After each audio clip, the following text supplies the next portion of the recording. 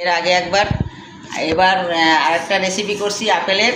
দেখুন এই আপেল দিয়ে হচ্ছে পাতুরি করছি, বানাচ্ছি পাতুরি। আপনারা বাড়িতে করে খাবেন, আমাদের কাছে তো খুবই ভালো লাগছে।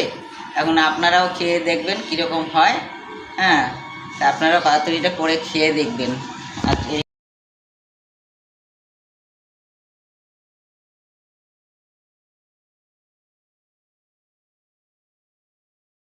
সব মশলা বাটা, এটা হচ্ছে আদা বাটা, আদা বাটা, এটা হচ্ছে কাঁচা লঙ্কা বাটা, এটা হচ্ছে পেঁয়াজ বাটা, এটা হচ্ছে রসুন বাটা, এটা হচ্ছে নারকেল বাটা, আর এটা হচ্ছে চিংড়ি মাছ, আর এটা হচ্ছে ধনে পাতা, আর এটা হচ্ছে ওই আপেল আর আলু। এটাকে সব একসঙ্গে ম্যারিনেট করবে। চিংড়ি মাছ পড়ে গেল, আদা বাটা পড়ে গেল, রসুন বাটা পড়ে গেল, পেঁয়াজ বাটা পড়ে গেল, নারকেল বাটা পড়ে গেল, নারকেল বাটা, কাঁচা লঙ্কা দিছি না, কাঁচা লঙ্কা বাটা দেবো, একটু অল্প করে কাঁচা লঙ্কা দিয়ে হবে, বেশি ঝাল ভালো লাগবে না। হলুদ চলে গেল, জিরের গুঁড়ো, স্বাদ মতো নুন, নুন চলে গেল, কাঁচা সর্ষের তেল, সামান্য একটু চিনি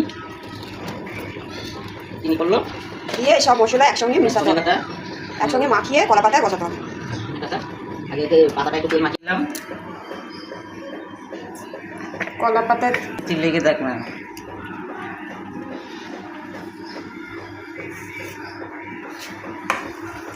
যদি ভালো লেগে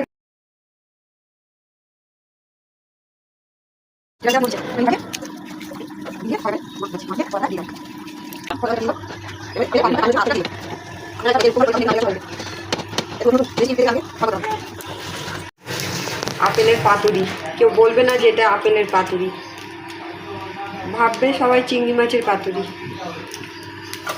এটা এক হয়ে গেছে, এবার ঘুরিয়ে দিতে হবে। এটাকে ঘুরিয়ে দেবো, পাতাটাকে আরেকটা পাতায় আরেকটু তেল দিয়ে, একটা পাতায় তেল দিয়ে, পাতাটা এইভাবে নিলাম, এইভাবে নিয়ে এইভাবে দিলাম, দিয়ে আবার একটু করলাম। এই দেখুন কত সুন্দর লাগছে দেখতে, মনে হচ্ছে না চিংড়ি মাছের পাতুরি, কিন্তু এটা চিংড়ি মাছের পাতুরি নয়, এটা আপেলের পাতুরি। আপনারা বাড়িতে করে খাবেন, দেখতে ভালো লাগবে। দেখুন তো কত সুন্দর পাতুরিটা। খাইয়ে দিচ্ছি, আমার মা আবার আমাকে খাইয়ে দেবে।